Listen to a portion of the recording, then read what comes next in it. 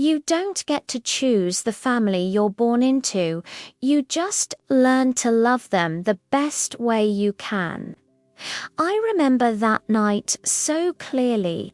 Laughter filled the house, glasses clinked, music played, and everyone was happy, or at least pretending to be. I stood by the window, watching my family, the people I'd spent my whole life protecting, and for a moment, I just wished time could stop. Because deep down, I knew this peace wouldn't last. It never does. You see, years ago, I had a vision, a premonition that changed everything.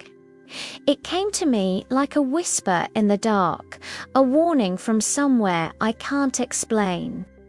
In that moment, I saw death, not as a person, but as a present silent, patient, and relentless.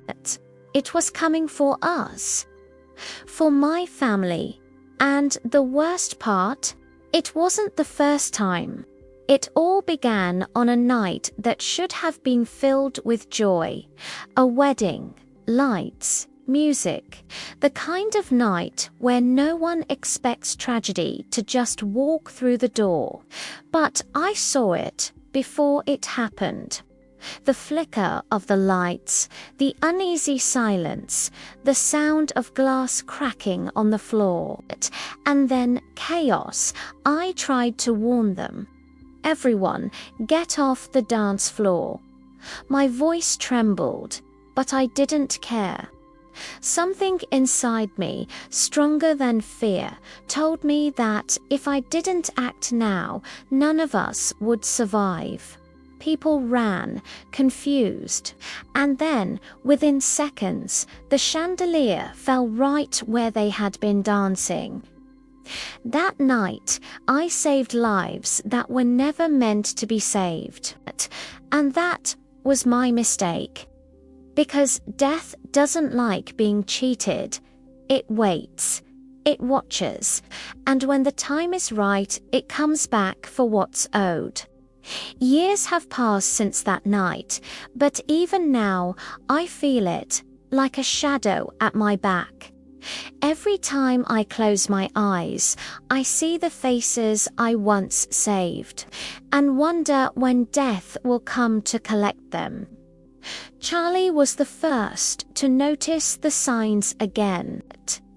He said the lights flickered in the same pattern as that night. He joked about it, called it déjà vu, but I knew better, and when I heard the wind whisper through the hallway, that same haunting sound, I knew it had found us again. My granddaughter Stephanie was the first to ask. "Grandma," she said, "what's happening to us?" I wanted to lie, to tell her everything was fine, that the world wasn't falling apart. But how could I when I could feel the air grow colder every night, when every reflection in the mirror felt off? So I told her the truth, or as much of it as she could handle. Years ago, I said I saw something that changed the course of our lives.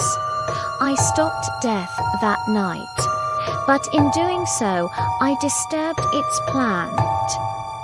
She stared at me with those same frightened eyes I once had. "Does that mean it's coming back?" I nodded slowly. Death always finishes what it starts. Later that night, I found the book, the one I'd hidden for years, thick, heavy, and older than any of us. It wasn't just a book, it was a map of fate. Every name, every date, written in blood and ink. And there, between two torn pages, was our family name. That's when I realized we were never meant to exist. Death had tried once and failed. Now it was coming again. And this time, it wouldn't miss. I closed the book and looked out the window. The storm had already begun. Each flash of lightning revealed a reflection, a figure that wasn't really there. "Charlie," I whispered, "get up here." My voice shook, not from fear, but from knowing exactly what was coming. He appeared at the door, confused, sleepy-eyed. "What's wrong, Mum?" Before I could answer, the lights went out. Darkness. That's how it starts every time, and somewhere deep in that silence, a faint whisper, "You can't cheat fate." I felt it move past me, a cold wind brushing my shoulder. Charlie didn't feel it. He couldn't, but I did, and I knew death was back. That night, I gathered them all in the living room. The kids, my daughter, my son, their faces filled with confusion, fear, disbelief. But I told them the truth. "Listen to me," I said. "Something is coming. Something I can't stop this time. But we can prepare. We can face it together." Tears filled Stephanie's eyes. "Grandma, how do we stop death?" I smiled sadly. "You don't stop it, sweetheart. You just learn to face it before it finds you first."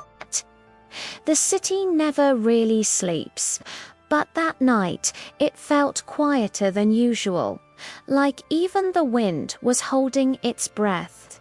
Stephanie and her boyfriend Ethan were on their way to celebrate. A night meant for joy, not fear.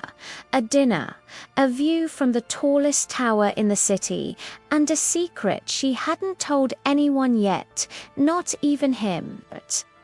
"Come on," she laughed nervously as the elevator doors slid open. It was made of glass. You could see the entire city through it. Thousands of lights below, twinkling like fireflies in the dark. Ethan smiled. "Don't worry, it's safe." But she hesitated before stepping in. She didn't know why, but her heart began to race the moment the doors closed behind them. The air inside felt heavy, too heavy, as if something invisible was traveling with them. The elevator voice spoke softly, going up, and that's when she heard it, a faint whisper, barely there. "You can't cheat fate." Her breath caught in her throat. She turned sharply, but Ethan was just smiling, completely unaware. The elevator moved higher, passing floor after floor, each number lighting up one by one. But at the 13th floor, the light flickered. Ethan frowned. "That's weird." And then the elevator jerked, just once before continuing upward. She tried to laugh it off, but something inside whispered that this was no coincidence. The same cold feeling her grandmother once described, like death brushing past your shoulder.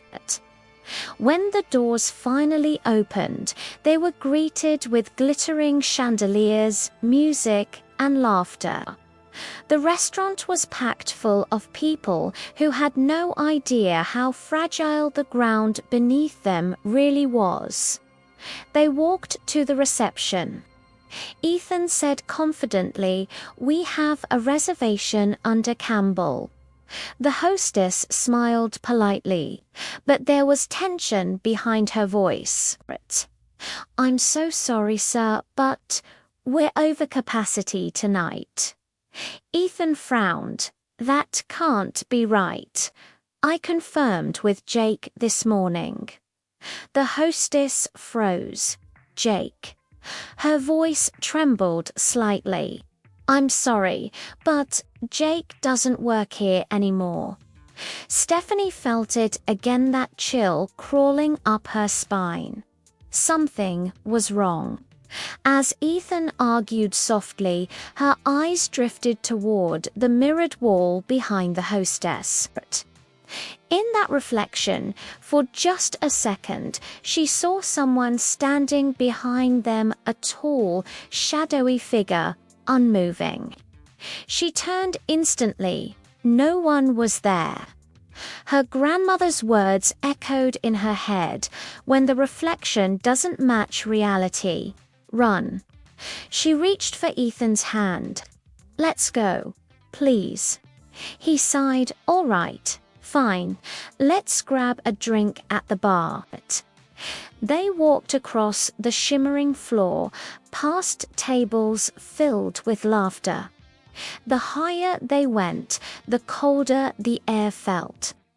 At the bar, Ethan leaned close. "You okay?" She smiled weakly. "Yeah, just tired." He kissed her forehead softly. "Let's make tonight perfect." But perfection was already fading. A faint vibration ran through the floor. Nobody else noticed it, but Stephanie's heart dropped. Somewhere below, the elevator cables groaned, and then silence. In that stillness, she whispered to herself, "Grandma, if you can hear me, please tell me what to do." But no answer came, only the faint hum of the building, like it was breathing. Moments later, a waiter passed by with champagne. Ethan smiled. "That's my favorite kind." He stood up. "I'll get us a bottle." Stephanie nodded. She watched him walk away, then turned toward the window. The city lights shimmered below, but her reflection in the glass wasn't hers anymore. Her lips weren't moving, yet the reflection smiled. A whisper seemed to come from the glass itself. "It's your turn," she gasped, backing away as the lights above flickered once more. The chandelier swayed, the floor trembled, and deep below, a metallic snap echoed through the tower. The elevator cables had broken. Ethan ran back toward her, but before he could reach her, the floor beneath them shuddered violently. She screamed his name. The world went black. When I woke up, everything was quiet. Too quiet. Smoke, glass, darkness. I couldn't move. The sound of the wind was the only thing left. For a moment, I thought I was dead. Maybe that would have been easier, but then I heard Ethan's voice, faint, broken. "Stephanie, are you okay?" I turned, and there he was. Bruised, bleeding, but alive. Somehow, we'd survived. Again. The elevator crash had destroyed half the restaurant. People were crying, screaming, running. It was chaos, the kind I'd seen before. And in that chaos, I saw her, my grandmother. She was standing at the far end of the hall, calm, still, like she'd been waiting for me. I blinked, and she was gone. But I understood now. Death wasn't chasing us by accident. We had cheated it twice. And it was furious. But that night, as the sirens wailed outside, I found myself drawn to something lying near the debris, an old burnt book. The same one Grandma once kept locked away. Its pages were torn, but one thing was still clear, our family name beneath it, in fading red ink, the words "last generation, correction pending." Tears filled my eyes. We weren't supposed to be here. Every breath we took was borrowed time. Ethan held my hand. "What's happening to us?" he whispered. I whispered back, "We're paying for what was never ours to keep." Later, when the sun began to rise, we stood by the broken window. The city below looked peaceful again. But I knew peace like that never lasts. A shadow moved across the floor. No source, no shape.